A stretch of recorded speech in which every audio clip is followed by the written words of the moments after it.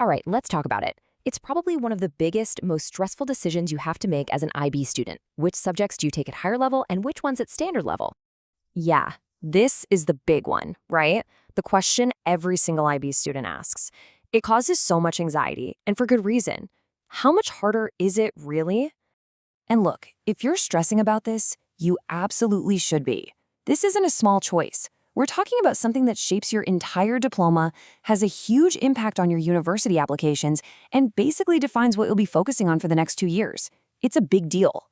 But here's the thing. If you think the answer is just, oh, you have to read more chapters, you're really missing the bigger picture. The answer isn't just more content. And today, we're going to pull back the curtain and show you what the real difference is. Okay, so first things first, let's tackle this whole volume myth.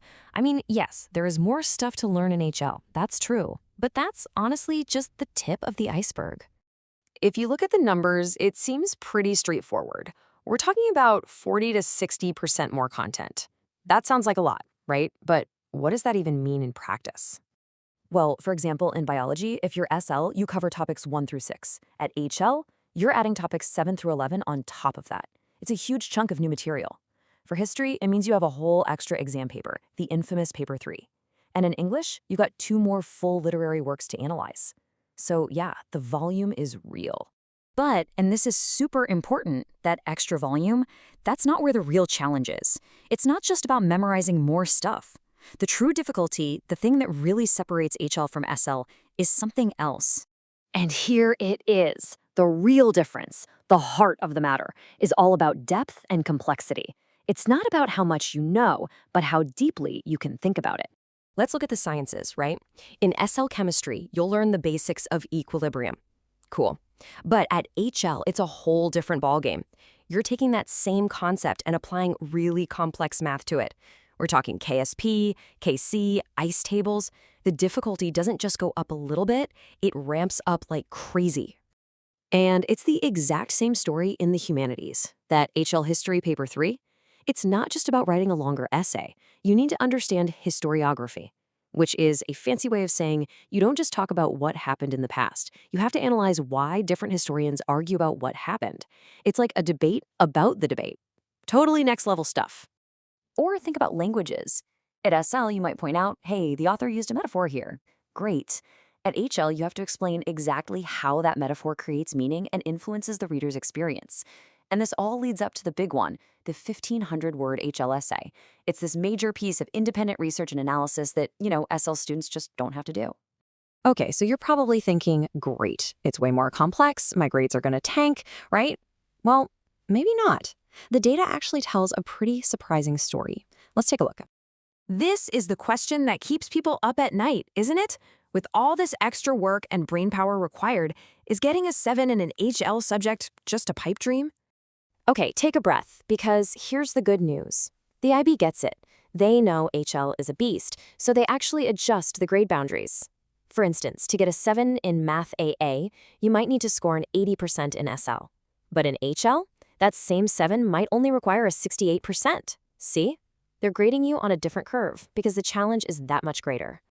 But hold on, before you go and sign up for all HLs, that lower grade boundary comes with a pretty steep price tag. And that price is paid in the one thing you can't get more of, your time. Let's be real for a second. Your average SL subject might need what, 2 or 3 hours of study a week? For an HL subject, you're looking at 4 to 6 hours, double the time. Now, do the math. If you're taking 3 HLs, that's potentially 18 hours of study time a week before you even touch your SLs, TOK, or the extended essay. That's the real cost. Okay, so we have the complexity, the grade boundaries, the time commitment. With all that on the table, how in the world do you choose? Well, let's break it down into a simple framework to help you decide. Here's when you should seriously think about taking a subject at HL. 1. A university you want to go to requires it. Non-negotiable. 2. You actually genuinely love the subject. 3. You're already really good at it. And 4, you want it to be one of your star subjects. If you're nodding along to these, that's a pretty big green light.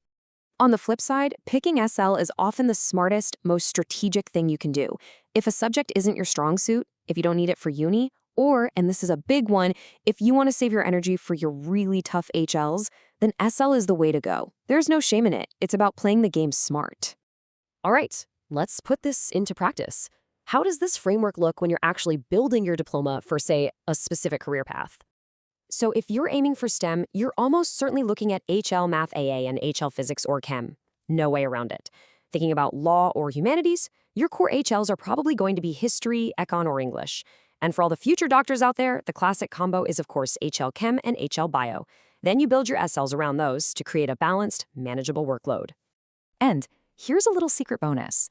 The skills you grind out in your HL subjects, they don't stay in one place. That super sharp analytical skill you develop in HL history, it's going to make your English essays so much better. It's like this awesome crossover effect where getting better at one thing makes you better at everything else. So after all of this, what's the one big takeaway? It's simple, really. The absolute biggest mistake you can make is taking an HL in something you just don't enjoy, because that's when the extra challenge stops feeling like an exciting opportunity and starts feeling like a heavy, miserable burden. So I'll leave you with this question to think about. When you're making your choice, don't just think about what you have to do or what you're supposed to be good at. Ask yourself this: which of these subjects is going to be your opportunity?